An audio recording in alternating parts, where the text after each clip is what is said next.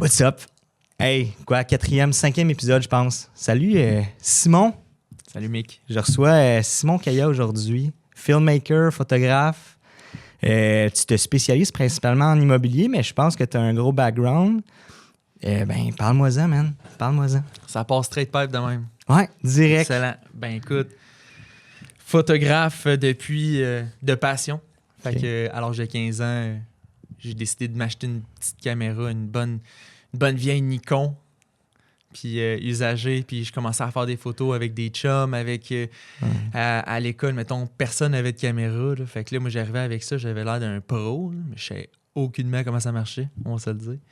Puis non, c'est ça. Fait que ça a commencé d'une passion, puis de un peu geler des souvenirs sur une carte digitale, parce que depuis que j'étais plus jeune, mon père, il était du genre à sortir la caméra puis faire comme, 18 octobre 92, on est titre. Pas 92, j'étais pas né, mais 99. Puis j'ai trouvé ça le fun de, comme, après ça, revivre ces moments-là. Fait qu'on dirait que c'est ça qui m'a inspiré à, comme, prendre une caméra puis immortaliser des moments puis y aller comme ça. Ouais. OK. Fait que dans le fond, là, t'avais-tu déjà du monde dans ta famille qui touchait à des caméras? T'as-tu été influencé par du monde? Autrement dit, si je comprends bien, c'est ça, c'est ton père qui t'a influencé un peu? C'est ou... mon père, ouais. OK. Parce qu'on a tout un petit facteur, je pense, dans notre entourage ou de quoi de même qui donne le petit déclic, là. Fait que, ton père en tant que tel, c'est ça, quand tu disais qu'il filmait tout le temps, c'est-tu parce que c'était un gars qui gardait des VHS de souvenirs de toutes les parties de famille puis tout? Écoute, j'ai des boîtes de cassettes là, qu'il faudrait que justement on mette en digital pour pas les perdre, là, parce que je pense que j'ai même plus de VHS pour les écouter. Mais je pense que ça coûte quand même cher faire un switch digital. Ouais, j'ai l'impression que, parce que veux pas, je pense dans les dernières années, il y a eu une grosse tendance aussi, il y a comme un côté nostalgique aussi dans l'image, fait qu'il y en a gros qui numérisent du vieux footage. J'ai un de mes amis, exemple, qui lui filmait du 8 mm, puis je pense qu'il y a une compagnie à Toronto, principalement, qui fait ça, qui numérise, là, ça doit être, je sais pas, ça doit être au moins comme... je veux pas dire n'importe quoi, mais d'après moi, au moins une centaine de piastres juste pour comme faire numériser un petit fichier, tu sais. Fait que, tu sais, tout dépendant du nombre de trucs que t'as. Mais qu'est-ce que ça vaut, tu sais? Les moments que tu partages en famille, que tu revis ensemble, des fois, ça peut... Ouais. Ça ramène des souvenirs incroyables. Ça a un essence que tu peux juste pas reproduire. Fait que, 100%. Fait que, c'est cool, man. Fait que, c'est ça, t'as commencé à travers ça, puis t'as commencé avec Nikon. Fait qu'à base, tu voulais être photographe ou vidéaste? Je voulais vraiment pas être photographe. OK. Puis le gars, il va vers Nikon. Jamais je me suis dit que j'allais être photographe et que j'allais gagner ma vie avec ça. Pour moi, dans ma tête, les photographes que je connaissais, c'était des petits photographes clin-clin un peu, puis qui faisaient ça pour le plaisir. Puis, je veux dire, j'avais jamais vu une avenue intéressante, côté lucratif, côté passion. J'avais une passion pour immortaliser, mais je pensais jamais que j'allais faire une business avec ça. Là. Fait que la business a vraiment parti là, quand je suis sorti de l'université, j'ai étudié en marketing, puis je travaillais dans une agence de marketing. Puis là-bas, j'étais chargé de projet. Fait que je faisais des projets photos, vidéos, exemple, pour l'agence, vu que c'est une agence 360.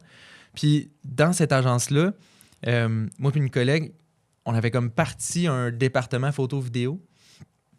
Puis ma passion, elle a vraiment explosé plus à ce niveau-là. Tu sais, faire du contenu professionnel, faire des shootings professionnels, je trouvais ça débile. Puis là, en montant des soumissions, j'étais comme crime, je charge genre 110$ de l'heure pour mon temps, mais je fais pas 110$ de l'heure, on va se dire. Je travaille pour quelqu'un, fait que à ce niveau-là, c'était parfait pour commencer, mais j'ai l'impression que j'étais pas sur mon X, puis que peut-être que je marchais sur un certain potentiel. Ouais. Fait que j'ai décidé de partir de là, du jour au lendemain, sans avoir d'autres choses en vue. J'étais comme, je suis pas sur mon X, je le file pas, fait que j'ai décidé juste de partir. Puis des fois, il faut être vraiment dans la merde pour comme être créatif, puis tu sais, t'as pas le choix là, de t'en sortir. Là, fait que d'une manière ou d'une autre, je savais que j'allais créer quelque chose, mais je savais pas encore exactement quoi. Fait que je suis parti de là, puis je me suis dit, je vais aligner ma passion pour la photo avec mes connaissances en marketing que j'ai eues à l'école, puis ma nouvelle passion, disons, là, mon nouvel objectif que je voulais accomplir, c'est d'investir en immobilier. OK. Fait que j'ai acheté un cours en immobilier, puis toutes ces affaires. Puis là, j'étais comme, crime, comment je pourrais me rapprocher des investisseurs de ce milieu-là? Puis là, ben, je me suis dit, je vais créer une compagnie qui travaille avec les courtiers, qui travaille avec les investisseurs pour me rapprocher d'eux. Fait que dans l'éventualité d'avoir un réseau de contacts intéressant, d'en apprendre sur le marché, visiter des maisons, voir les blocs avant qu'ils sortent sur le marché, avoir les numéros des propriétaires pour leur poser des questions. Ah ouais, qu'est-ce que tu as fait sur ta maison? Comment tu as augmenté ta valeur? Puis, fait que j'ai créé une business de photos, vidéos immobilières à partir de ce moment-là, genre 2 semaines après que je sois parti. Puis c'est à partir de là. Prenez des notes, hein. Prenez des notes, ça c'est wise pour vrai. Mais c'est drôle que tu me dises ça parce que je pense que quand tu veux avoir un accès à n'importe quoi un peu dans la vie, je pense que la photo puis la vidéo, c'est un des meilleurs vecteurs pour avoir accès à ça. Puis clairement, c'est ce que tu t'es dit, tu t'es fait comme, ben cool, j'ai des skills en photo, en vidéo, tu t'es parti de ta business là-dessus. Puis aujourd'hui, à ce jour, ça fait combien de temps, là? Ça va faire 2 ans. Mais Okay. tu sais, je dis j'ai des skills. Honnêtement, j'avais plus une vision. OK. Parce que je regarde mes photos, là, je les ai supprimées parce que je peux pas mettre ça sur le réseau affiché à mon nom. Là. C'est comme si c'était pas super beau. Là. Mes premières vidéos étaient épeurantes. Là. Bon, on va parler de ça parce que au début, je pense qu'on n'est jamais fier à 100%. Ben même aujourd'hui, là, des fois, on est tout le temps en train de vouloir progresser. Mais c'est quoi ta relation avec ton contenu des fois, là? Tu sais, des fois, t'es comme, c'est pas parfait, mais tu sais que t'as pas le choix des fois de t'afficher un peu. Tu sais, tout le monde passe par les mêmes étapes, peu importe dans quoi tu commences, dans quel domaine tu commences, tu décides d'explorer. Tu vas toujours commencer par l'étape de awkward. Fait que ça va être awkward. OK. Tu vas commencer quelque chose, puis tes photos vont pas être belles ou tes vidéos vont être pas parfaites. Mais le awkward stage, t'as pas le choix de passer par là. La deuxième étape, c'est que tu vas devenir un petit peu plus confiant, tu vas savoir comment ça fonctionne, les caméras, les affaires. Ouais. Puis la troisième étape, c'est que c'est là que les gens te reconnaissent comme un naturel.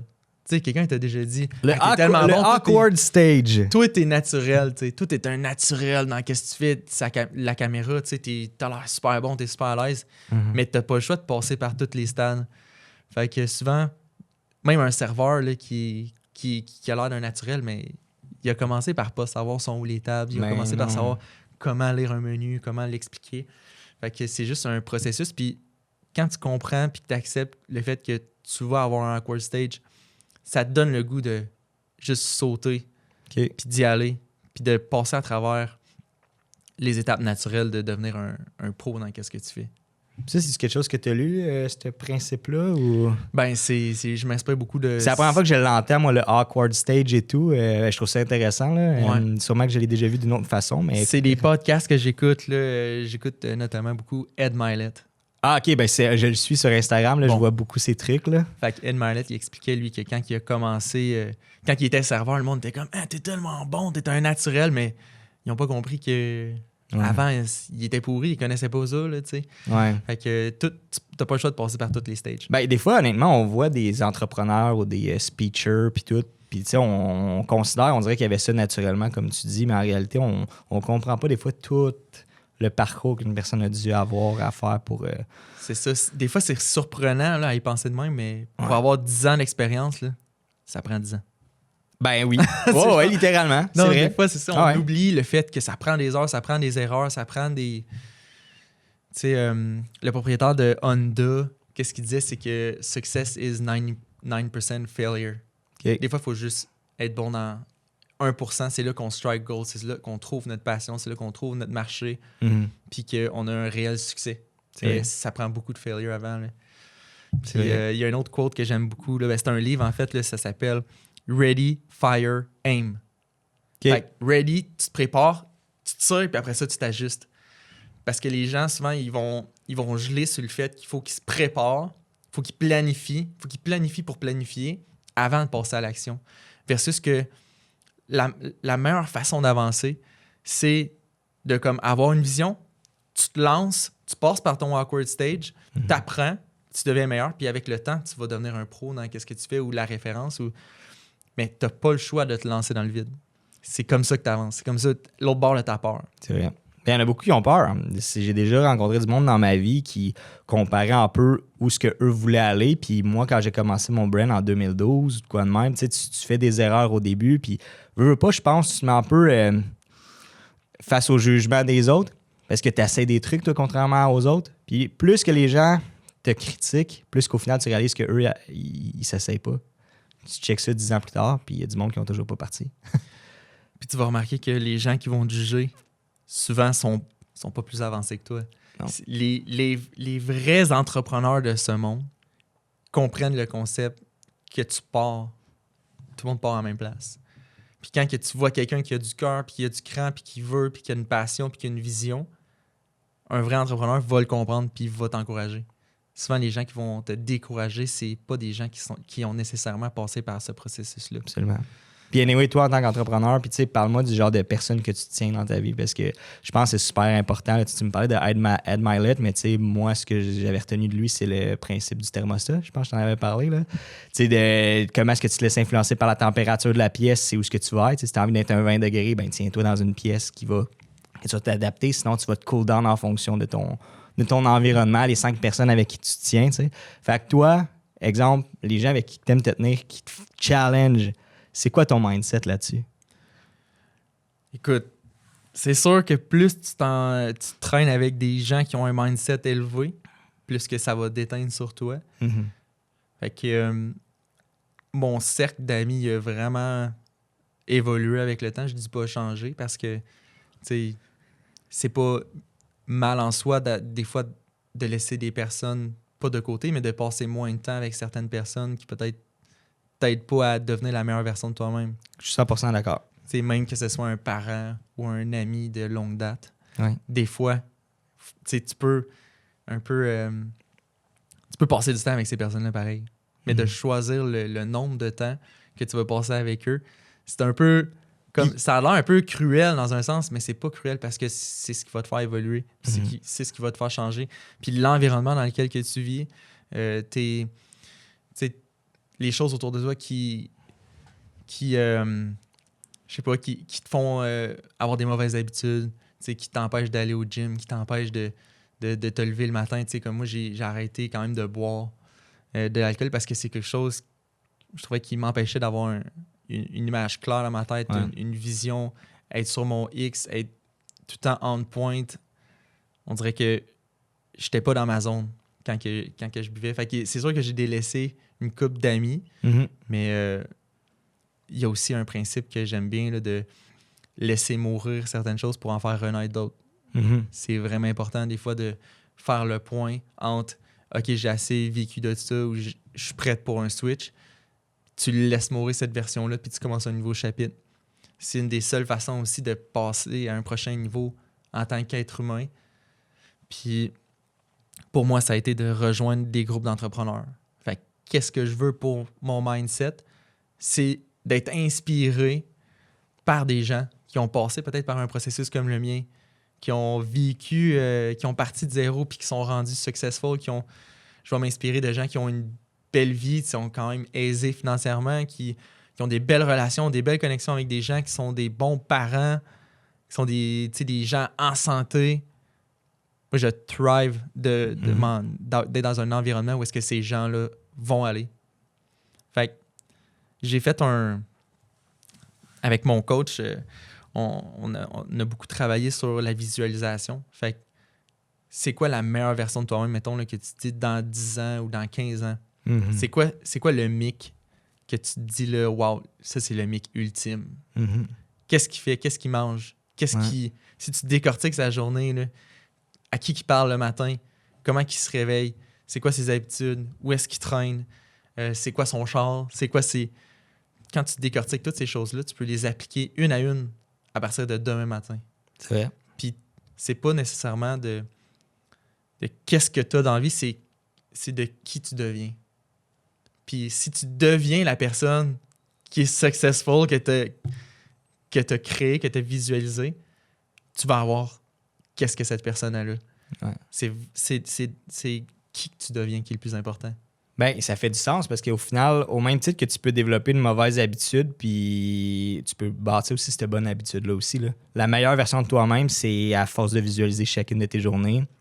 Si tu startes ton éponge le matin là, en ayant un mindset qui est positif, ben tu vas avoir que du positif dans ta journée aussi. T'sais. Je pense que c'est qui avait dit ça? C'est j'avais lu, c'est-tu Andy Elliott? Tu suis-tu Andy Elliott? Non. Non, ben tu sais, lui, un peu, parce que tantôt tu disais, c'est correct des fois de délaisser certaines personnes de côté dans notre vie, puis c'est pas cruel, puis tu l'as super bien vulgarisé, parce que la vérité, c'est que c'est ça. C'est que c'est pas, si quelqu'un te tire vers le bas, juste en fonction de tes objectifs de vie, c'est pas forcément que tu en veux à cette personne-là ou que tu l'aimes pas, c'est juste qu'elle n'est pas en ligne probablement avec tes valeurs ou ce que tu as envie de développer, tu sais. Comme tu parles d'alcool, c'est sûr que tu commenceras pas à te tenir avec des chums qui, à chaque fin de semaine, sont comme « Hey, tu viens-tu prendre un verre, tu viens ici? » C'est pas ça ton objectif du week-end. Ton objectif, c'est peut-être de justement te lever tôt le matin, aller faire un hike, essayer de lire de quoi. Tu veux te mindsetter tellement bien que t'as pas envie d'être avec quelqu'un qui va te tirer vers le bas de même. T'sais. On a une passion similaire. Ouais. De la photo, de la vidéo, du contenu visuel. Puis une des raisons pourquoi que j'aime faire des podcasts ou parler devant, tu sais, comme conférencier, c'est parce que j'aime contribuer, j'aime quand que je peux donner de la valeur aux gens. Tu sais, c'est un peu la raison pourquoi on a une business. Absolument. Tu sais, la business, si tu es capable d'amener de la valeur, de régler un pain point de quelqu'un, c'est comme si tu contribues, tu sais. Ouais. Ça te fait sentir quand même d'une certaine importance quand que tu peux amener de la valeur dans la vie d'une personne. Ouais. Fait que la photo vidéo, pour moi, c'est ça. Tu sais, c'est de... Tu sais, là, je travaille beaucoup avec des courtiers immobiliers. Fait que je fais des mises en marché. Mon objectif, c'est de prendre des photos comme si c'était ma maison. Comment je voudrais la représenter. À chaque fois que je rentre sur un shoot, je check mes angles, je check ma caméra. Il faut qu'elle soit sacoche. Tu sais, tout est clean, tout est parfait parce que je veux représenter de la meilleure façon possible la propriété. Comme si c'était la mienne. Puis tu sais, non, excuse, vas-y, continue. Non, mais c'est comme ça que pour moi, j'apporte la valeur. Puis quand que je fais un podcast, qu'est-ce que j'aime, c'est que je peux avoir quelqu'un qui écoute ça puis qui va être inspiré à crime. Lui, tout, il est parti de rien. Il s'est parti d'une business. Aujourd'hui, il est libre de son temps. Il gagne bien sa vie. Il est heureux. Il a trouvé un équilibre. Ça se fait. Je suis parti de absolument rien. Là. Tu sais, tu serais surpris de savoir d'où est-ce que je viens, honnêtement. Là, quand j'avais 15-16 ans, j'avais un environnement assez pas nocif, là, mais tu sais... rempli de mauvaises habitudes, peut-être avec des gens qui m'inspiraient moins à devenir un entrepreneur, à devenir quelqu'un qui prend soin de sa santé. Puis, il a fallu que je passe par là, par exemple, pour que moi, en tant qu'humain, j'y grandisse puis ça upgrade ma conscience pour le réaliser. Est-ce que tu sens que tu as dû le faire par toi-même? Tu sais, tu te dis, je me suis battu dans un environnement qui ne m'encourageait pas. Parce que tu sais, tu as des gens qui sont... Puis j'aime pas ça dire, il y a personne dans ma tête qui est nécessairement comme plus chanceux qu'un autre, c'est juste que des fois on est dans des circonstances différentes, puis tu sais, tant mieux, là, genre je commencerai pas à dire, c'est facile pour lui, il est né dans cette... Non, gars, tant mieux, il a eu cet objectif-là, puis il a pu bâtir, puis c'est différent pour chaque personne. Est-ce que tu considères que tu as dû te battre vraiment tout seul là-dedans, dans ce processus-là? Est-ce que, tu me dis que le monde t'encourageait pas, est-ce que c'est ta famille qui t'encourageait pas? C'était-tu tes amis? C'était tough? Tu sais, des fois c'est juste tough, man. Ouais. C'est juste, c'est rushant. Ben honnêtement, mes parents sont fermiers. OK. C'est des gens qui travaillent excessivement fort. Ouais. Mais c'est pas nécessairement les meilleurs gestionnaires de leur temps, de leur énergie, passer du temps en famille, passer du temps en couple. Puis on dirait que ça m'a inspiré à vouloir faire le contraire. Mm-hmm. De vouloir être maître de mon temps, être maître de mes décisions, de pas devoir me lever puis de faire du 9 à 5, exemple, pour réaliser le rêve de quelqu'un. Tu sais, je veux faire qu'est-ce que je veux, prendre des vacances quand je veux. Puis c'est pour ça que j'ai... C'est-tu la raison principale pourquoi tu es devenu entrepreneur? Tu voulais, je pense un petit peu. 100%. Tout entrepreneur veut cette espèce de liberté-là. En même temps, cette liberté-là vient avec beaucoup de responsabilités aussi. Là. Ouais. Je fais un petit call s'il y en a qui veulent commencer à faire leur projet. C'est pas parce que forcément tu es entrepreneur que tu as plus de temps devant toi. Hein? Vraiment pas. Vraiment pas. Tu le gères, mais... C'est ça. Mais je pense que ça vient avec un prix à payer qui... Je pense que n'importe quel entrepreneur qui nous écoute en ce moment est d'accord avec ça. C'est que c'est un beau prix à payer pour avoir cette liberté-là de choix, d'horaire, de challenge. C'est ça. Puis quand tu parles d'environnement qui était comme moins inspirant ou moins... Tu sais, c'est des chums. Je m'entends super bien avec eux, là. Je les adore d'amour, là. Tu sais, ils sont super sacoches. Mais à un certain point, eux autres, leur environnement me permettait pas non plus de grandir. Fait que naturellement, ça s'est juste fait par sélection naturelle. Puis est-ce que tu as plus de facilité aujourd'hui à skipper? Tu sais, je le sentais à la manière que tu m'en parlais tantôt, tu es comme, tu sais, c'est correct d'enlever des gens, puis tu sais, c'est pas. Est-ce que tu as le déclic facile à start? Tu sais, je veux dire, comme tu dis, c'est comme. Tu skippes quelqu'un de ton environnement juste parce que tu sens que ça te fait plus grandir. Est-ce que tu as une facilité à juste le faire ou il y en a qui le prennent mal? Tu sais, tout est un skills. Notre cerveau, c'est un muscle. Ouais. Plus qu'on répète les mêmes choses, plus qu'on construit des chemins de pensée solides, puis c'est plus clair pour nous. Fait que quand tu sais un peu plus qu'est-ce que tu veux, qui que tu es, où est-ce que tu t'en vas, c'est vraiment plus facile de décider où est-ce que tu vas mettre ton temps. Fait que oui, le déclic se fait beaucoup plus facilement. Mhm. Puis la sélection aussi se fait naturellement. J'ai aimé que tu dises de répéter souvent les mêmes choses parce que, tu sais, honnêtement, quand on écoute des podcasts, même quand on écoute des gens, on se fait répéter souvent les mêmes affaires. Puis pourtant, on dirait qu'à chaque fois, on boit les paroles. Pourquoi? Parce que de la manière que c'est dit, puis je pense que c'est un reminder là, à chaque semaine. Là. Pour vrai, honnêtement, je veux dire, comment je me sens aujourd'hui n'est pas la même affaire que la semaine passée. Pourtant, même si mon mindset, j'essaie de me le garder, il faut nourrir constamment cet esprit-là. Parce qu'on peut facilement divaguer puis perdre notre objectif si on... Puis comme tu dis, c'est de savoir où est-ce que tu t'en vas, et si on te tes objectifs, puis après ça, ben comme tu dis, c'est beaucoup plus facile de... Parfait, tu sens que c'est négatif pour toi d'avoir tel type d'énergie dans ta vie, ben tu le skips, puis that's it, Mm-hmm. Ça me fait penser à... Tu sais, Einstein disait que il y a juste un fou qui va prendre la même équation puis penser qu'il va avoir un résultat différent. Fait que dans un sens, si tu te mets toujours dans le même environnement puis tu as les mêmes chemins de pensée puis les mêmes habitudes, ça se peut que ton mindset ne change pas. Ça se peut que si tu as envie d'évoluer, il faut que tu découvres des nouvelles personnes, des nouveaux endroits, que tu changes tes habitudes puis que tu crées un environnement où est-ce que ça va te permettre de grandir. Mais, tu sais, on parle de peur, puis tu sais, là, je parlais de chemin de pensée. Je suis un gros believer là, de ça, si tu as toujours vécu dans un environnement stressant, un environnement où est-ce que tu as de la honte, où est-ce que tu gardes les émotions en dedans, où est-ce que si tu te fais dire que tu n'es pas correct, peu importe qu'est-ce que tu fais, tu crées des chemins de pensée, veux pas, par rapport à ces émotions-là, puis ton corps se nourrit après biochimiquement de qu'est-ce que tu crées comme sentiment. Fait que, exemple que tu as un sentiment de gratitude, biochimiquement, c'est pas les mêmes choses qui vont être transférées que si tu vis de la honte ou de la peur. Puis un corps humain va être accro à ces échanges-là biochimiques qui fait que quand tu as vécu toute ta vie dans de la peur ou des choses comme ça, c'est ça que tu vas rechercher. Tu es habitué d'avoir ces émotions-là. Fait que même quand ça va aller super bien, ça se peut que, comme on parle de température tantôt, tes standards sont différents. Si ça va trop bien, ça se peut que tu aies besoin chimiquement de l'hormone du stress. Fait que tu vas faire de l'autosabotage ou tu vas... Ça se fait. Tu peux expliquer pourquoi, comme tu dis, que ben, au final, certaines personnes, t'es comme, mais pourquoi elle prend ce genre de décision-là? Pourquoi elle se fait mal? Pourquoi que ça doit avoir tout un lien par rapport à notre background, notre passé? C'est vrai qu'on a des réflexes en tant qu'humains qui sont beaucoup reliés en fonction de l'environnement qu'on est né ou ce qu'on a vécu ou ce qu'on va vivre. Fait que... J'ai peut-être mal exprimé, là, mais c'est... Moi, c'est Joe Dispenza qui m'a vraiment inspiré là-dedans. Là. Dernièrement, j'ai lu un livre qui s'appelle Devenir super conscient. Honnêtement, si vous pouvez lire ça, guys, moi, ça a vraiment changé ma vie. Là, ça explique vraiment notre conscience, les effets que ça a sur notre corps. Tu sais, quand on a des sentiments de peur, de honte, de haine, c'est des choses qu'on va stocker à l'intérieur de nous. Puis, veux pas, ça, c'est de la pourriture pour les os. De ressentir ces émotions-là. C'est quand tu envoies chenoute quelqu'un, ça miroite à l'intérieur de toi. Versus quand tu as de l'amour et de la compassion pour quelqu'un, peu importe la situation, ça a aussi des répercussions pour toi à l'intérieur. Ça crée biochimiquement des éléments différents que si c'est de la peur et de la haine. Ouais. Puis ça élève tes vibrations. Tu vas attirer ça dans ta vie. C'est ça que les gens vont voir. Tu vas le projeter. Fait que je suis un gros believer de ça. Là, tu sais, prendre des moments pour faire de la méditation. La méditation, c'est ça, c'est avoir des moments de gratitude, c'est de cultiver l'amour puis la compassion à l'intérieur de soi. Mm-hmm.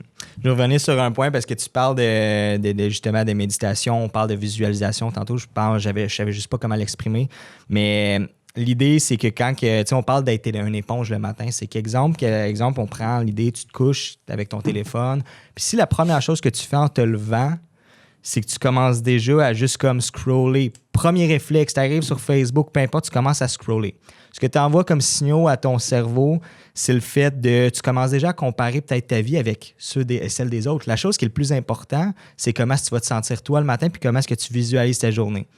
Fait que quelqu'un qui avait dit de mettre son téléphone de côté, tu te lèves, puis pendant les 15 premières minutes, là, va t'asseoir à la limite dans le noir ou quoi que ce soit, puis visualise ta vie où ce que tu es en ce moment dans 10 ans. Fais ça à chaque fois, puis ça va avoir un impact carrément parce que tu vas tellement être motivé à comme visualiser ta vie comme ça, puis regarde-toi dans 10 ans, probablement que l'image que tu as de toi là, tu vas l'avoir plus tard. Si dans ta tête, c'est d'être sur ton balcon, puis d'avoir ton chien, puis ta maison, c'est ça ton objectif, mais qu'à chaque jour, tu te répètes, c'est ça, c'est ça, c'est ça.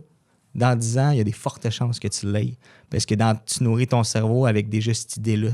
Tandis que si tu commences déjà à te comparer avec de la rumination sur le web, à t'aimes pas ta job, t'aimes pas ce que tu deviens, imagine, comme tu dis, tu donnes ça à ton cerveau, ça devient de la pourriture en dedans. Là. Je sais pas si c'était bien exprimé, là, mais... C'est exactement le principe de « Where attention goes, energy flows » de Joe Dispenza. Fait que plus que tu mets de penser, de ta conscience sur quelque chose dans ta vie peut-être que tu n'aimes pas, plus que tu vas l'attirer. Versus si tu visualises quelque chose que tu veux absolument puis tu le ressens dans ton cœur, tu vas l'attirer. Subconsciemment, ton corps va s'arranger pour que ça arrive. Tu sais, quand on parle de visualisation, qu'est-ce qui est extrêmement important quand tu fais de la visualisation, c'est de vraiment c'est pas juste d'imaginer « Ah, je vais avoir un beau char ou je vais avoir une belle maison avec ma famille. C'est de te fermer les yeux, de concentrer ton corps comme si tu vivais ce moment-là. Fait que tes pieds sont où? Là? OK, je marche sur des feuilles, je vois ma maison en avant, je vois mes enfants qui courent à côté. Si tu tournes vers la gauche, qu'est-ce que tu vois? Si tu tournes vers la droite, qu'est-ce que tu vois? Qu'est-ce que tu ressens? Qu'est-ce que ça sent en l'air? Qu'est-ce que tu entends? T'entends-tu des oiseaux? T'entends-tu de l'eau qui coule? T'as-tu un lac chez toi? Puis plus que tu visualises profondément ces émotions-là, plus que tu vas l'attirer dans ta vie. Puis plus que tu reconditionnes ton subconscient à savoir qu'est-ce que tu veux, qui es-tu. Parce que c'est ça. Puis, mais non, mais c'est bon, tu dis vraiment feel ton environnement. Fais pas juste t'imaginer, mais comme t'es là, t'es dans ton futur littéralement. Hein. Ton cerveau ne sait pas la différence entre j'imagine un souvenir du passé ou j'imagine un souvenir du futur. Fait que quand tu crées la vie que tu veux, puis que tu es capable de la revivre, puis de la revivre, puis de la revivre, tu crées des chemins de pensée dans ton cerveau vers ces émotions-là. Tu vas avoir une facilité à voir les opportunités. Tu vas avoir une facilité à ressentir « Oh my God, je suis tellement chanceux, je m'en vais vers qu'est-ce que je veux vraiment. » Fait que c'est toute une question de perception puis de visualisation. Ben, ça fait du sens parce qu'honnêtement, il y a des journées, je le sens quand je suis moins dedans, quand que je suis moins performant. Je le sais que c'est dû à des facteurs qui font en sorte que j'ai juste mis mes mauvaises pensées aux mauvaises places, puis ça a un impact. T'sais. Puis est-ce que tu considères que c'est quand même un problème, veux pas, je pense, de société beaucoup? Là? Je veux dire, les gens ont de la misère à se visualiser, ils ont de la misère à avoir confiance en eux, ils ont de la misère à avoir une visualisation positive. Puis est-ce que tu penses que... Je pense que j'en avais déjà parlé, là, je ne veux pas nécessairement retourner là-dessus, mais est-ce qu'on encourage beaucoup le succès? Je veux dire, autant au Québec ou peu importe, quand quelqu'un commence à avoir du succès ou quand il commence à avoir un impact, comment est-ce qu'on réagit par rapport à ça? Moi, je pense que... en tout cas, c'est parce que moi, j'ai bâti mon Instagram, mon Facebook, c'est juste de ça que je vois. Fait que pour moi, je trouve qu'on avance dans ce niveau-là. Okay. Dans le partage de... Justement, il y a plein de mentors, il y a plein de gens qui veulent inspirer d'autres gens qui s'affichent sur les réseaux sociaux, qui ont moins peur de s'afficher comme... Puis... C'est moi qu'il faut qu'il fasse le ménage. Je vois peut-être trop de gens qui chialent. Peut-être, c'est ça. Mais non, c'est ça. Ben moi, je pense qu'on s'enligne quand même bien, mais... OK. Mais en même temps... Mais c'était pas un challenge, je sais pas pour dire comment on... Mais les téléphones... Ouais. C'est une drogue. Oh, Tu sais, ouais. on est accro à la dopamine, à la sérotonine qui va se développer quand on va ouvrir notre téléphone, qu'on va voir quelque chose d'intéressant. Oh my God, check sa vie. Ah, lui est en 4 roues, lui est en... Puis tu deviens accro à ouvrir ton téléphone parce que ton téléphone va te créer ces émotions-là. Puis en même temps, c'est tellement biaisé des fois comme opinion parce que, tu sais, on voit un peu la vie des autres via un écran, mais les gens vont souvent poster ce qu'ils sont contents ou ce qu'ils veulent stager de leur vie, là. On verra pas toutes les à côté, là. On verra pas...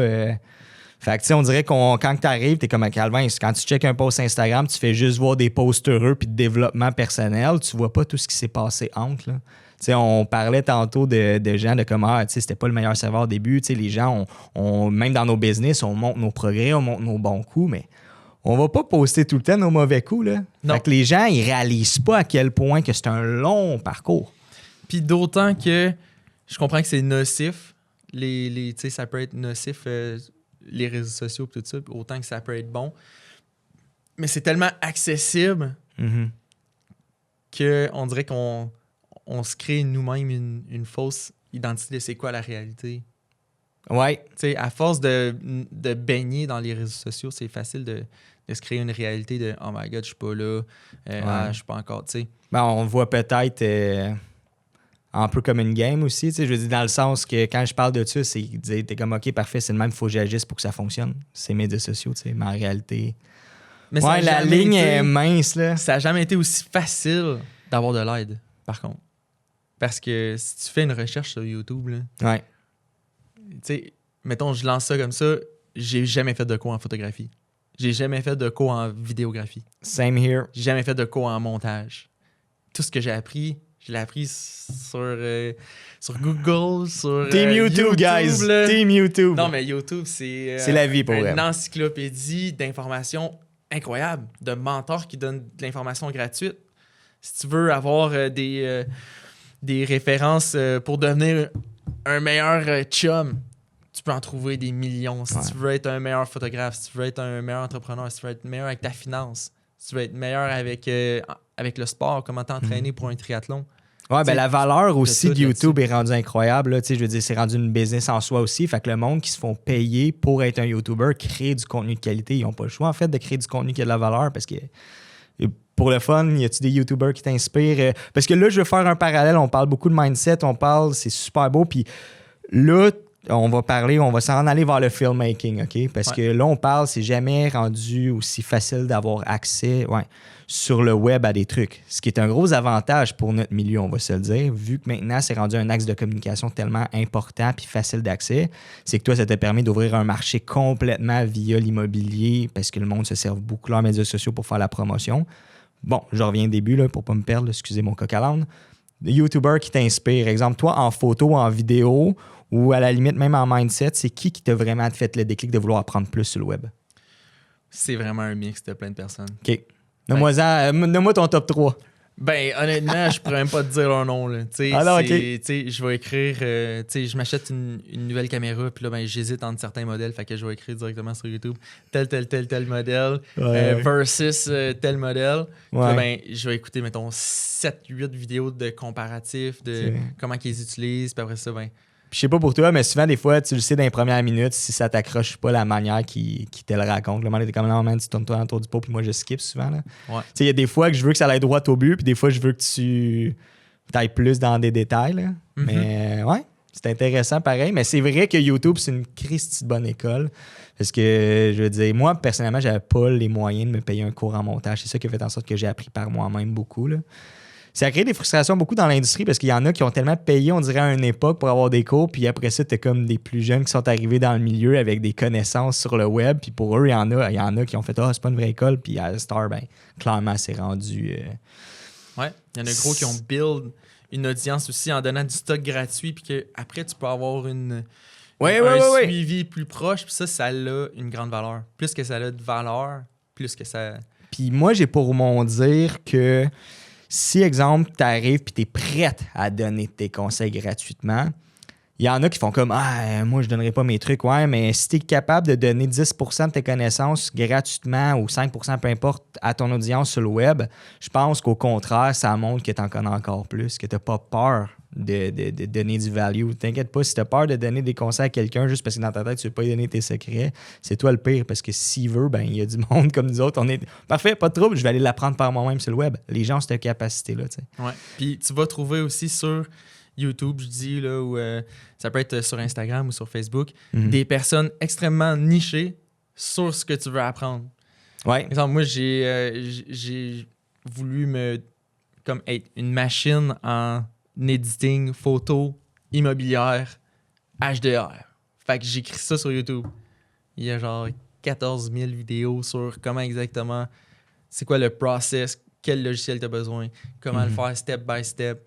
Puis après ça, c'est une question de se pratiquer puis de se faire la main. Absolument. Puis, tu sais, je pense, tu parles qu'il y a beaucoup de vidéos du même genre, mais je pense qu'on est attiré aussi par une personnalité. Là. Si, genre, ton value ou la personne que t'es, je trouve que tu t'apportes une valeur, ben je vais avoir tendance à vouloir te suivre. Je vais vouloir avoir tendance à ce que tu deviennes un peu mon mentor virtuel via tout ce que je vois de ton contenu. Tu sais. Puis, on va parler stratégie. Qu'est-ce qui a fait en sorte que tu t'es dit... Bon, je pense que tu l'expliquais un peu tantôt par rapport à l'immobilier. Tu t'es dit, je voulais me rapprocher du milieu immobilier, donc tu as parti une business là-dedans. Est-ce que c'est parce que tu as fait comme, wow, il y a un marché là-dedans? Qu'est-ce qui a fait en sorte que tu as fait, yo, je me spécialise en vidéo immobilière, photo immobilière? Parce que là, tantôt, avant qu'on commence le podcast, on parle de spécialisation. Qu'est-ce que tu fais principalement? Honnêtement, là, j'avais aucune idée dans quoi je m'embarquais. Je savais pas si j'avais un marché pour ça, mais je savais qu'il y avait toujours des maisons en vente. Mais je me suis dit que s'il y avait des gens sur le marché qui prenaient des photos, j'allais être capable d'en prendre des photos encore plus belles, puis j'allais être comme sacoche sur le niveau service, sur le niveau rendu, sur le professionnalisme autour de cet événement-là, de prendre des photos d'une maison. Ça a l'air anodin comme ça, mais quand que tu représentes un courtier immobilier, il va y avoir quelqu'un de sharp, il va y avoir quelqu'un qui est à l'heure, qui se promène avec un beau petit polo, qui, tu sais, veut pas, c'est une valeur ajoutée à son propre service parce que tu le représentes. Fait que j'en ai vu sur le marché des photographes qui étaient peut-être moins sharp, qui étaient, tu sais, ça prend 1 semaine et demie à avoir tes photos, tu sais, c'est correct. Mais pour optimiser vraiment ce que tu fais, il y a des manières, il y a des logiciels, il y a des façons d'agir, des façons de se tenir, des façons de parler, des façons d'être ultra à l'heure, d'être sacoche, de vraiment aider le client. Puis pour moi, c'est ça qui a fait la différence, que je me suis démarqué, puis qu'aujourd'hui, j'ai des clients qui sont des chums, puis des super bons amis, puis que je les aide, puis que j'adore la valeur que je leur apporte. Puis eux sont ultra reconnaissants aussi. Ça leur dérange pas de payer un petit peu plus cher pour une valeur comme ça. Parce que, ouais, veux pas, quand que tu vois des photos qui sont dégueulasses, tu sais, je vais dire ça de même, je veux pas parler contre des courtiers, là, mais que c'est pris avec un téléphone, que c'est croche, que les angles sont pas représentatifs, je veux pas un client va regarder ça, puis ça se peut qu'ils se disent il est peut-être pas si sérieux que l'autre à côté qui est super sharp, qui décide d'investir, de bien représenter la propriété pour que ce soit sa coche, puis qu'un client soit clair de à quoi ressemble la maison. Mais j'ai aimé que tu parles, tu es un peu une extension de l'image aussi du courtier que tu représentes. Si cette personne-là est prête à payer un service de qualité, c'est parce qu'à la base, elle veut offrir un service de qualité à son client. Fait que c'est sûr que de savoir que quand tu vas arriver, tu as un gars, comme tu dis, sharp, poli, qui est là pour comme représenter le courtier directement, ben au final, ça a un impact positif via le client du courtier direct, puis ça a un impact positif sur toi. Fait qu'au final, c'est bon pour tout le monde dans l'histoire. Puis c'est un petit point intéressant que tu as parlé, que je pense qu'il n'est pas à négliger. C'est pas juste de faire du contenu de qualité. Surtout, en plus, il y a beaucoup de compétition de plus en plus en milieu de la photo puis de la vidéo. Ce qui va faire la différence, c'est beaucoup ce petit extra-là que tu vas donner. Puis tu t'es spécialisé justement en immobilier. Est-ce que facilement tu t'es fait ta réputation? Ça a commencé comment ton premier contrat? Ah ouais? Ben dans on le va fond, aller voir là. J'ai été vraiment chanceux au départ. Tu sais, là, on dit créer notre chance, mais je l'ai comme un peu visualisé et tout. Je l'ai comme. Ouais, en fait, tu te crées ta chance pareil. C'est que tu crées le momentum. Là. Mais, tu sais, ma soeur, elle a commencé à faire du marketing pour une équipe immobilière à Drummondville. Puis, je les ai approchés. Puis je leur ai dit, hey, moi, je veux me partir une business en photo. Je peux-tu faire vos photos? Puis ça a donné qu'eux autres cherchaient un photographe, qui voulaient avoir un photographe à l'interne pour faire tout leur contenu, mais c'était exclusif. Fait que j'étais exclusif à cette équipe-là. Fait que je ne pouvais pas aller faire des contrats ailleurs. Ouais. Fait que là, moi, j'étais comme, bon, mais c'est parfait parce qu'en tant qu'entrepreneur, je commence à me faire la main. Ils vont me former un petit peu. Ils vont être plus relax sur le fait que je vais devenir meilleur. Ils le savent. J'ai tout le temps... Ça va être récurrent. Je vais avoir de la job. C'est sécurisant. Mhm. Quand que tu te lances dans le vide, mais que finalement, oh, attends un peu, je peux peut-être faire un bout sur ce bateau-là, tu sais. Fait que c'était vraiment sécurisant, honnêtement. Puis après 3, 4 mois, peut-être 5 mois, j'ai réalisé que le potentiel était là. J'avais du fun, j'amenais vraiment une valeur. Je commençais à comprendre que sur le marché, c'est difficile d'avoir des photographes qui sont vraiment à coche, qui vont livrer à temps, qui vont être... J'ai comme crime, attends un peu, peut-être que je pile sur un certain potentiel en étant exclusif à eux. Puis, veux pas, il y a d'autres compétiteurs, d'autres courtiers sur le marché qui voient le travail. Puis, ils m'approchaient. « Hey, tu peux-tu me faire une vidéo? Tu peux-tu me faire des photos? J'aimerais ça que tu représentes ma maison. » Mais malheureusement, je peux pas. Tu sais, je pouvais pas le faire parce que j'étais exclusif à eux. Fait que, tu sais, mon café, je le paye avec des contrats. Si la compagnie avec qui j'étais me fournisse un listing dans ma semaine, ça va pas trop bien. Là. Fait que finalement, j'avais pas assez de volume. Fait que j'ai décidé de briser mon contrat. Puis eux voulaient encore un photographe à l'interne. Fait qu'ils ont engagé quelqu'un, ils l'ont formé eux-mêmes. Puis moi, je suis parti sur le fly, directement comme ça dans le vide. J'avais plus de clients, mais j'avais maintenant un portfolio. Ouais, mais des fois, c'est un bon tremplin. On a besoin, je pense, de ces expériences-là. Moi aussi, ça fait ça. Là, c'est que j'ai travaillé à des endroits que j'étais comme salarié directement, mais c'est parfait parce que cette personne-là t'apporte une certaine sécurité financière d'une certaine manière. Puis quand tu sens que le temps a passé, ben tu passes à autre chose. C'est un bon tremplin. Ça te permet, comme tu dis, de bâtir ton portfolio. Puis si tu as des erreurs à faire, tu préfères le faire dans ces environnements-là que de le faire quand tu tombes à ton compte aussi. Là. Exact. C'est un peu un gambling, là, par exemple, de partir à fret de même. J'aurais pu commencer. Mais tu sais, c'est ça, d'un coup, là. T'as fait comme je pars à mon compte. Ouais. Puis là, qu'est-ce qui est arrivé, c'est quand que j'ai fini avec cette équipe-là, je suis reparti à zéro. Fait que j'avais 0 client, à part ceux qui m'avaient comme dit « Hey, tu veux-tu faire des photos pour moi? » J'en avais comme 2, 3. Puis j'ai personne, tu sais, j'ai pas de rendu par semaine, que c'est récurrent, ça va bien. Là, moi, j'ai un loyer à payer, j'ai mes choses. Fait que là, à ce moment-là, ça allait quand même pas si bien que ça. Là. J'ai décidé d'aller sur un contrat à Montréal. OK. Ça, c'est comme... j'ai quitté l'agence là, que je parle à Noël, en décembre. OK. Puis en début février, en janvier, je suis parti en voyage. En début février, j'ai un contrat à Montréal. J'arrive là-bas, je parque mon char, je m'en vais souper. Je sors du resto pour aller à mon char. Je me suis fait défoncer mon char. Ah, OK, nice. Briser la vitre. Puis ils ont volé tout mon stock. Oh my God. Mes caméras, mes lentilles, drones. J'avais mon ordinateur là-bas parce que je voulais éditer sur le fly. T'as-tu perdu des données aussi? Mon disque dur client de tout ce que j'avais amassé, mon portfolio. J'étais pas assuré. Prenez Backblaze, petite parenthèse. Là. Si jamais un petit truc direct, là, Backblaze, c'est une plateforme iCloud en ligne. C'est que vous pouvez prendre tous vos stocks de disques durs, puis ça va être dans un cloud compressé. Fait que si un jour votre maison passe au feu, vous vous faites voler, ben vous pouvez aller récupérer toutes vos données via Internet. Faites ça, guys. Puis, excuse, fallait que je le plug parce que 100%. je suis comme d'un coup que ça je veux pas, genre j'imagine pas, ça m'est pas arrivé, mais t'es la deuxième personne qui me parle d'une situation comme ça. Fait que... Mais tu sais, c'est ça, je venais de partir à mon compte, j'étais mal préparé, j'étais mal assuré. Fait que j'ai reçu 2000$ d'assurance. J'ai perdu tout mon stock, il a fallu que je rachète. Puis tu sais, à ce moment-là, j'avais plus de clients. Là. Fait que là, j'ai plus de clients. Puis j'ai plus de matériel pour faire du stock. T'as dû te racheter un Nikon, man. Tout ce qui me reste, c'est les photos qui sont sur mon Facebook puis sur mon site web que j'avais déjà mis en ligne. Le reste, j'ai plus rien. Là. Ah ouais. Fait que là, à ce moment-là, là, hey, c'est pas chiant. Motivé, le gars, il fait ses projets, puis... Ben, vas-y. Genre, j'étais allé porter des CV, là. Pour vrai, là. Ben... Mais je me suis arrêté puis je me suis promis que j'allais tout faire pour rester à mon compte puis de respecter qu'est-ce que je voulais devenir. Mm-hmm. Fait que j'ai fait un prêt. Je vais être 100% honnête. J'ai fait un prêt. J'ai acheté la meilleure caméra sur le marché, la meilleure lentille sur le marché. Puis je suis parti de zéro.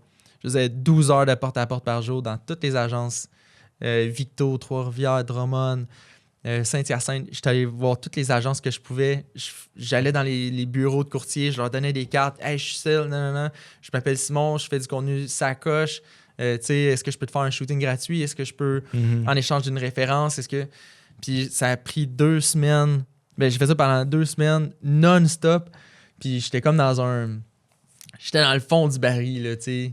Fait que là, à force de faire ça, puis je livrais la marchandise, j'essayais vraiment de devenir meilleur, d'upgrader, puis j'ai une certaine faim en dedans de moi de comme performer, puis de amener vraiment de la valeur.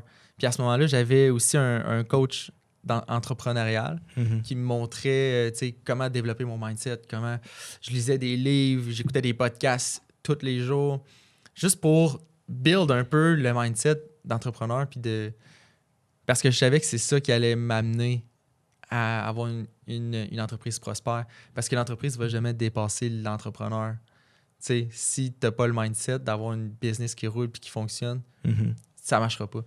Fait qu'en tout cas, suivant ça, j'ai continué à rusher à tous les jours. Je me couchais à 9h le soir, je me réveillais à 5h. J'étais genre, ça go, là. Puis 3 mois plus tard, j'étais booké à toutes les semaines. Puis depuis ce temps-là, ça n'a jamais arrêté. Puis depuis ce temps-là, tu continues d'avoir ton mindset. Puis... Ouais. Fait que là, depuis ce temps-là, ça va super bien. Puis avec le temps, le stock, la qualité, elle a tellement pris un step. Je me suis inspiré, j'ai travaillé, j'ai trouvé des logiciels, des façons de faire, des processus qui fait que ma vie, maintenant, j'ai beaucoup plus de temps pour moi. Le rendu est plus beau. Tu t'affiles avec les bons partenaires. Aujourd'hui, j'ai un employé qui fait mon montage vidéo que j'ai coaché, un éditeur photo que j'ai coaché. Puis ça facilite ma vie. Puis le rendu est beaucoup plus professionnel. Puis moi, ça me permet d'avoir quand même une vie parce que je m'entraîne beaucoup. Puis d'avoir une vie équilibrée entre famille, travail, qualité de qu'est-ce que tu fais, satisfaction de tes clients, c'est crucial. Absolument. Quand il y a une de ces sphères-là qui manque, ça brise la synergie dans ta vie. Fait que c'est ça. La symbiose de ton workflow. Ben oui, absolument. Puis, tu sais, clairement, parce que je pense qu'on voit souvent des fois le travail de qualité d'un producteur, d'une boîte de prod, d'un individu. Mais ce qu'on réalise pas, c'est que cette personne-là prend soin excessivement bien de elle. Tu sais, je veux dire, quand tu prends bien soin de toi, ben c'est pour ça que tu es capable de donner aussi un bon rendu. Si moindrement, comme tu dis, il y a quelque chose là-dedans qui est brisé, ça va jouer dans la tête de l'entrepreneur, puis ça a un impact, veut pas, sur le rendu puis sur le travail. Tu sais, fait que c'est important de t'entourer des bonnes personnes aussi, là. Des gens comme toi. Ben, calvaire! Hey!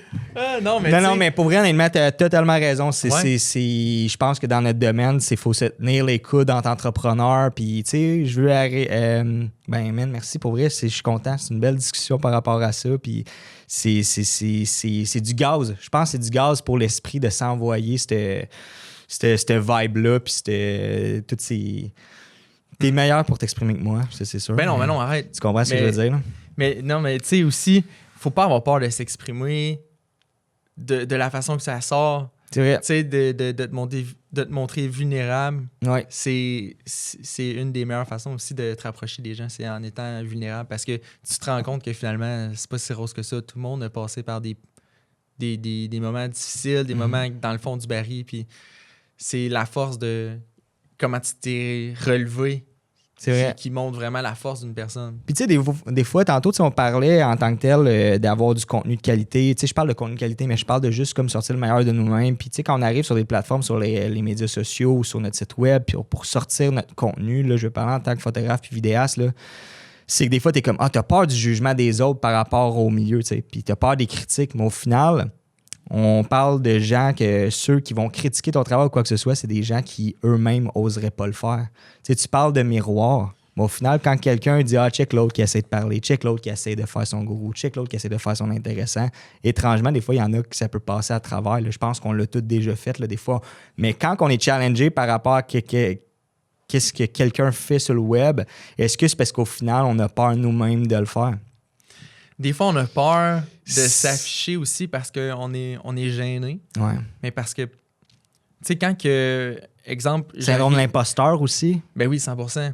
Mais mettons, moi, j'arrive ici, puis si si j'ai le mindset de « faut que je performe Ouais. », ça va aller moins bien que si je me dis « s'il y a 1% de qu'est-ce que je dis qui va aider quelqu'un, ma journée est complète. » Ah, tu viens de me calmer, là, on Non, mais c'est comme ça. Quand tu Non, mais sais c'est que tu vrai. vas inspirer des gens, tu sais que... C'est vrai. Le but, c'est pas que ça devienne une tâche puis sentir que t'as comme un stress de devoir. C'est de dire les choses comme t'as envie de le dire, puis si ça touche des gens, tant mieux. Exact. C'est con. Je vais donner un petit cue l'autre fois. J'arrive, puis tu sais, je fais un petit story, tu sais, puis ça fait peut-être, je te dirais, un an et demi que j'essaie de me mettre en forme. Ça a peut-être une petite bête noire dans ma vie. Puis je me suis dit, je vais commencer à juste faire des petits stories pour... Puis autant que je me suis dit, aïe, le monde va-tu penser que j'essaie de vouloir show off, que je veux me lever tôt, puis tout. Puis au final, j'ai fait, you know what, je m'en fous. Puis je pense, il y a 2 personnes dans le lot qui ont comme répondu, tu sais, en story directement, puis qui ont fait comme, la semaine passée, j'ai eu de la misère à me motiver, puis tout, puis tu m'as comme donné la motivation de le faire. Fait qu'au final, tous les gens qui ont critiqué par rapport au fait de ce qu'ils devaient penser de ça, tu sais, peut-être qu'il y en a qui n'ont rien dit, mais l'idée, c'est qu'au final, tu as peut-être juste donné envie à 2 personnes de eux se lever demain matin. Puis j'avais envie, puis je pense que j'avais texté ces personnes-là, « Hey, bon matin, bonne run! » Puis j'ai fait comme au final, c'est peut-être juste pour ça qu'on le fait, de juste inspirer. Puis comme tu dis, s'il y a un petit pourcentage de gens que tu peux inspirer, ben tant mieux, ça va avoir son impact. Fait que fuck le jugement des autres, là, je le dis de manière crue. Puis si tu peux aider quelqu'un à travers ce contenu-là, puis tu peux trouver de la valeur, ben tant mieux. On est juste là pour ça. C'est comme faire une conférence. Si je me trompe pas, c'est la peur numéro 1 des gens, mettons, sa planète là, en globalité. Okay. Ce qui fait le plus peur, c'est parler devant une audience, si je me trompe pas. Ou la deuxième peur. Ouais. OK. T'as plus peur de te faire couper un bras. T'as moins peur de te faire couper un bras que de parler en public. OK. Mais quand tu apportes vraiment un contenu avec un mindset que si tu aides une personne dans la salle, là, honnêtement, si tu peux faire une petite différence dans la vie de quelqu'un, c'est là que tu comprends que tu es là pour donner, puis ton énergie va être différente, puis ça va être avec amour que tu vas parler.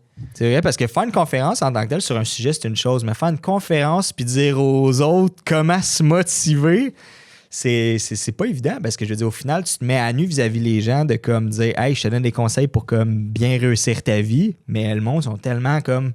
Pourquoi lui, plus qu'on autre, devrait me dire comment faire? Ben, écoute, il y a des gens qui ont besoin de ça. Là. Moi, je suis le premier. Il y a des gens qui m'ont inspiré. Là. Mais c'est bon de se poser ce genre de questions-là. Ça fait beaucoup travailler le cerveau. Ça met en perspective bien des éléments par rapport à la motivation, le mindset, comment on perçoit les choses. Mais ouais. Fait que, tu sais, si on change un peu de sujet d'inspiration, tu sais, quand tu crées ton environnement là, pour avoir des gens inspirants autour de toi, d'aller dans des environnements où est-ce que ces gens-là sont. Je donne un exemple. L'année passée, j'ai commencé à courir puis à nager. Ben, je courais un petit peu déjà, mais à nager, à faire du vélo. Je me suis acheté un vélo. Puis là, j'ai décidé de faire un documentaire pour un de mes super bons chums de gars qui fait du triathlon.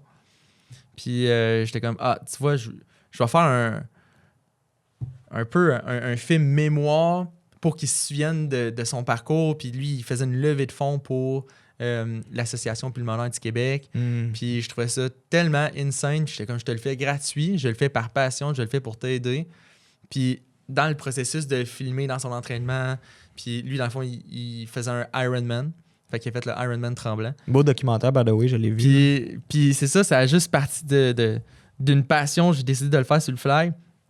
Ça a donné un rendu, en tout cas, moi, que je trouve vraiment intéressant à regarder, puis le fun, puis le storytelling en arrière, c'est super touchant. Il a vraiment aidé sa mère, tu sais, puis il a fait son Ironman en mémoire de ceux qui ont perdu leur vie avec cette maladie-là, puis c'est une maladie pulmonaire où est-ce que, tu sais, c'est dégénératif, tout ça, puis il dit, tu sais, chaque pas que je fais, chaque coup de bras que je donne dans l'eau, chaque coup de pédale, c'est en mémoire de ceux qui se sont battus. Enfin, c'est des sujets de même qui font brûler la passion en dedans de moi. Là. Ça m'a donné aussi envie de m'inscrire à Ironman. On dirait que toute ma vie, elle a comme changé un peu dans cette vision-là. Parce que le feu que j'ai ressenti, je me dis, crime, si je peux me réveiller tous les matins et avoir ce feu-là, le why qui est tellement puissant, tu peux réaliser des choses extraordinaires. Ben, si toi, en plus, en tant que personne, tu te développes, ça a un impact. En plus, toi, en tant qu'entrepreneur, ça a un impact sur ta business, ça va avoir un impact sur ton futur. Je veux dire, tu peux pas prendre meilleure décision que ça, là, tant qu'à moi. Là. Puis finalement, la vidéo, crime, j'ai tellement eu de bons commentaires, là. Puis ça a fait la différence dans la vie de plusieurs personnes. J'ai des gens qui m'ont écrit qui avaient justement la maladie qui est pulmonaire en soi, puis qui me dit « Ah, my God, ça fait genre 3 ans que je me bats contre cette maladie-là. Tu sais, je suis en traitement, j'ai perdu mon frère. Ça me touche tellement que tu aies fait cette vidéo-là, puis ça m'inspire à... » Tu sais, là, moi, à ce moment-là, j'étais comme « Wow, même si je l'ai fait gratuitement, c'est worth it à 100%. » On dirait que juste le fait de faire une différence dans la vie d'une seule personne, c'était worth it. Ben, je pense que ça a un lien aussi pourquoi qu'on aime faire ce qu'on fait, c'est-à-dire de la vidéo. C'est un des gros pouvoirs de la vidéo, là, d'avoir accès à ces sphères-là. Là. Mm-hmm. Surtout dans le documentaire, principalement, je trouve. Là. C'est-tu quelque chose? Parce que là, je veux parler de spécialisation. Parce que est-ce que en vidéo, ta business, ton modèle d'affaires à toi, tu le bâtis en tant que tel par rapport à ce marché-là? Je sais que tu es capable de faire plusieurs choses. En réalité, c'est que tu es capable d'en faire plusieurs. Pourquoi avoir bâti juste sur l'immobilier puis pas nécessairement sur tout? Ça, c'est quelque chose que j'ai appris de Grant Cardone. Fait que Grant Cardone, il dit, ben, dans le sens que si t'es bon dans tout, t'es spécialisé dans rien, t'es la référence dans rien. Fait que moi, j'ai bâti mon branding depuis le jour 1, mon branding ultra puissant sur le fait que je fais de la photo, vidéo haut de gamme au centre du Québec. Fait que peu importe ce que je fais à l'extérieur, je vais quand même garder cette tête d'affiche-là. Mon site web il est bâti comme ça, mon Facebook il est bâti comme ça. Mon branding, c'est que je suis la référence. Fait que dans ce temps-là, quand quelqu'un pense à une photo ou une vidéo au centre du Québec, va penser, OK, lui, il y a un expert, il fait juste ça. Là. Mm-hmm. Mm-hmm. Parce que c'est facile de dire, OK, moi, je fais des documentaires, je fais de l'immobilier, je fais tous ces domaines-là. Mm-hmm. Mais c'est dur d'être vraiment spécialisé dans quelque chose. Fait que même si j'en fais sur le side pour des projets passion, pour des chums, pour des entreprises que je connais, je vais en faire du branding. Ouais. Mais je vais m'afficher pour dominer un marché niche. Niche, ouais, je comprends. Le plus niche que tu es, le plus que tu es capable d'ajouter de la valeur à ton service. Fait que, je te donne un exemple. Si tu veux être coach, de « Ah, moi, je suis un coach de sport » versus « Ah, moi, je suis un coach de natation olympique en Autriche. » Genre, tu sais, selon les conditions. Fait que quelqu'un qui va être en Autriche puis qui va faire de la natation puis qui veut avoir un coach spécialisé, il ne va pas chercher un coach global. Il va aller chercher un coach qui est spécialisé pour son type de nage, ses conditions, ses affaires. La valeur est bien plus élevée. Ouais. Tu vas être down de payer un plus grand montant pour quelqu'un qui te donne une valeur anyway, plus je grande. pense aussi que ça a un lien parce que, tu sais, même si oui, tu peux être bon dans bien des affaires, reste que, exemple, toi, tu peux outrun du monde dans ta spécialité. Tu as tellement de rodage dans ton milieu. C'est pas juste une question de savoir tenir une caméra, c'est d'être capable de tenir une caméra dans ce contexte-là. Là. Puis, veux pas, qu'est-ce qui fait que tu deviens optimal? C'est quand que tu sticks à quelque chose puis que tu deviens un expert. Ah oui. Dans ce que tu fais. 100%. Ça va plus vite, tu trouves les processus, tu trouves des logiciels pour faciliter ta vie. Puis t'as des cheat codes que les autres ont pas parce qu'ils n'ont pas assez d'expérience non plus dans ce créneau-là. Là. Je veux dire, tu connais des petites subtilités qui s'expliquent juste pas, qui se vivent. Des fois, quand que tu veux partir une business puis que ça pogne pas, tu sais, ça fait 2 mois que c'est commencé puis j'ai pas assez de clients, tu sais, c'est peut-être pas nécessairement que t'as pas le bon produit niche. Ça se peut que tu n'aies pas la bonne audience. Ça se peut que c'est la façon que tu le communiques qui est pas bonne. Qui est pas bonne. Ça se peut que ce soit ta façon de gérer ton administration qui fait que c'est pas rentable. Il y a plein de choses. Fait que quand que tu te spécialises puis que tu sticks à ton idée puis que tu décides de devenir une référence dans quelque chose de plus niche, puis que tu trouves la façon de le rentabiliser, ça fonctionne. Des fois, ça prend du temps. Des fois, c'est juste par chance. Des fois, c'est en essayant des choses, en te plantant. Ça fait partie du processus. On va faire un petit segment justement par rapport à l'immobilier parce que, exemple, dans ton branding et tout, comment tu aides les courtiers puis à vraiment se démarquer par rapport à ton contenu, tu sais. J'essaie d'être avant-gardiste, fait que d'offrir non seulement la meilleure qualité image et vidéo, montage, les mix. Avec ta signature, tu sais, je veux dire, je pense quand on voit ta vidéo, ça paraît que c'est toi comme qui le fait, tu sais. C'est gentil. J'essaye. Puis, puis c'est aussi d'offrir de la valeur. Fait que quand que je parle, mettons, de rapidité, les courtiers, quand ils veulent mettre une maison en ligne, ils veulent pas la mettre dans 2 mois, là, ils veulent la mettre aujourd'hui. Là. Ouais. Fait que plus vite que tu peux prendre des photos, plus que ça a de la valeur pour eux. Sans négliger ta qualité non plus. Il y a comme C'est tout ce processus-là qui embarque. Hein? Ouais. Fait que c'est un peu ça. C'est quoi déjà la question? Non, mais j'étais comme un petit segment par rapport à... Qu'est-ce qui fait vraiment? Qu'est-ce qui fait en sorte, tu sais, genre pour rattacher un peu justement un courtier qui écoute en ce moment de quoi de même, là, pour faire un petit segment. Être extrêmement sharp, être poli, bien représenter ton courtier. Quand t'arrives, faut pas que tu aies peur de faire un petit move de plus pour déplacer des choses, pour que tu montrer que tu cares pour la maison, pour le client. Tu sais, veux pas... Lui, il met sa maison entre tes mains là, pour la représenter. Puis le tape à l'œil d'une photo, c'est extrêmement crucial. C'est ce qui va faire la différence entre je regarde une photo, est-ce que la maison, tu sais, a-tu de l'air sharp ou ça a l'air tout croche, c'est sale dehors, tu sais, le ciel est noir, il fait pas beau. Tu sais, versus si le ciel est toujours bleu puis que c'est bien illuminé puis que c'est bien cadré, tu te dis, OK, attends un peu, c'est peut-être sharp, c'est propre, c'est un environnement que je veux avoir. Peut-être que c'est une maison intéressante, je vais aller voir plus les photos. Puis... C'est vrai qu'il y a un gros lien psychologique là-dedans parce que la personne, c'est comme si la personne. Ben, c'est comme quand tu achètes de quoi sur Marketplace, là, la personne, si elle n'a pas pris le temps de comme, nettoyer quasiment l'item avant de prendre la photo, tu as l'impression que la personne est-tu clean dans la vie en général? Ben oui. Puis aussi, sur la même longueur d'onde, tu sais, quelque chose que je fais dernièrement, c'est que je fais des vidéos explicatives ou des vidéos informationnelles de mon processus, de comment que ça fonctionne chez nous, quand que je travaille avec un courtier puis que je prends un rendez-vous, j'envoie un courriel de confirmation. Là, c'est le courtier qui s'occupe de l'envoyer, mais il y a un lien YouTube réservé à ce courtier-là. OK. Quand que le client ouvre ça, c'est une vidéo de 2 minutes qui explique comment préparer ta propriété. Ah oui, c'est la vidéo. En 2 minutes...